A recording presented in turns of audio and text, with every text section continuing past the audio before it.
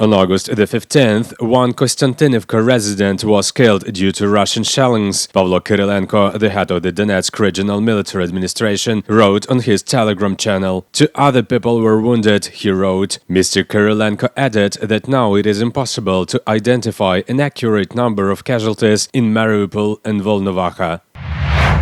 The Russian army shelled a cottage area in Kramatorsk. Alexander Honcharenko, the head of the Kramatorsk city military administration, posted on Facebook, "Some houses are ruined, no victims are reported," he wrote. Mr. Honcharenko added that the rescuers and police are working at the scene. On the night of August the 16th, the Russian forces shelled 5 out of 9 districts in Kharkiv. The downtown also came under fire. According to early reports, no one was killed or injured. This is reported by Mayor Igor Terehov. As he wrote, the bombardment was carried out at around 2:15 a.m. A few Kharkiv districts were shelled at one time. As we know now, it is Shevchenkivsky, Kyivsky, actually the very center of the city, Saltovsky, Industrialny and Holodnohir. 5 out of 9 districts of Kharkiv. We haven't seen such a radius of missile strikes on the city for a long time, he wrote. Early reports suggest no casualties. In some cases, infrastructure and other facilities, including roads, are destroyed, the mayor informed.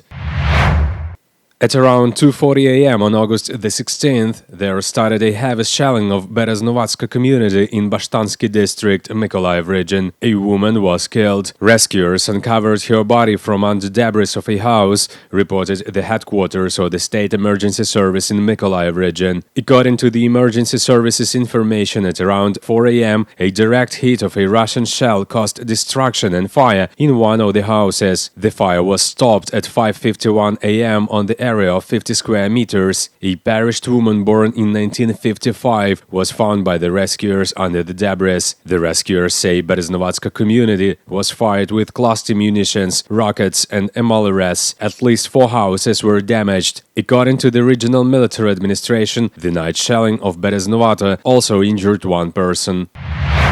On the territories of Romansky, Okhtyrsky, Shostkinsky, Konotopsky and Sumsky districts, 63 explosive objects were found over 1 week, the Sumy Regional Emergency Service reported. Specifically, in Romansky district, the pyrotechnical unit of the Interregional Emergency Center found artillery munitions and rockets, mortar bombs and tank mines. They also discovered hand anti-tank and underbarrel grenades, anti-tank RPG launchers and shots from MLRS. In total, the emergency service experts have found 797 explosive objects since the beginning of the year. Valentin Reznichenko, the head of the Dnipropetrovsk Regional Military Administration, announced that on the night of August the 16th, the Russian army shelled 2 districts of Dnipropetrovsk region, namely Krivorisky and Nikopolsky. According to him, the Krivorisky district was shelled from Uragan rocket launchers. They hit Mariinka and Velika Kostromka. 2 women aged 20 and 84 were injured. Several private houses and a gas pipeline were damaged. The Russian army covered the Nikopolsky district with fire twice during the night. 40 attacks from Grad and 10 from barrel artillery, wrote Valentin Reznichenko. 9 private houses, garages and cars were mutilated in the Chervonogorivska community. The shelling hit 2 warehouses with grain and machinery of a local agricultural enterprise. Previously, there were no casualties or injuries. The gas pipeline and power line were cut off. Up to 2,000 people were left without electricity.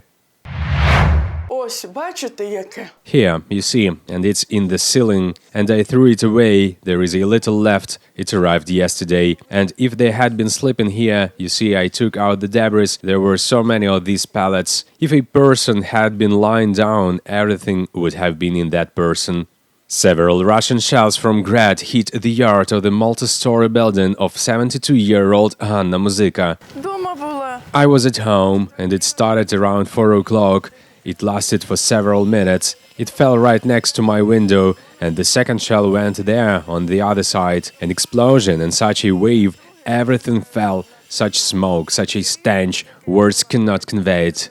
A Russian projectile also hit the corner of this building, and as a result of the explosion, several apartments were destroyed here. Mikita Poltavchenko lives nearby. During the shelling, the boy says he was at home, heard loud explosions, and already in the morning saw that the roof and walls of the neighboring house were destroyed.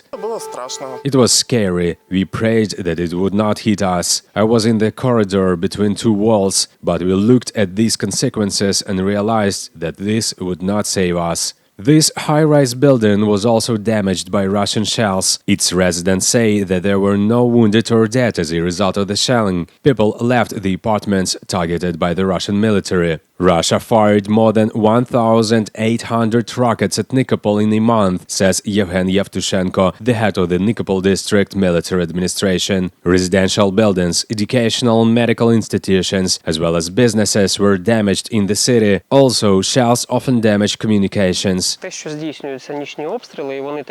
fact that night shelling is carried out and they are so chaotic that they do not use selective weapons that hit precisely military targets, namely Grad, which cover large areas, means pure terrorism. This is a psychological attack on the population. We clearly understand that the option of them taking over the city by military means does not exist for them right now. According to Yevhen Yevtushenko, half of the residents of Nikopol have already left for safer places. Those who remained try to stay in shelters during the threat of artillery fire. Life is hard, like everyone else's. We run for cover. Yes, I quickly went where I needed to go and quickly returned. We sleep in shelters, it is calmer there, but it is impossible to stay at home. We are used to being here, this is our home. There is a place to go, but I have to go far, so I stay here for now.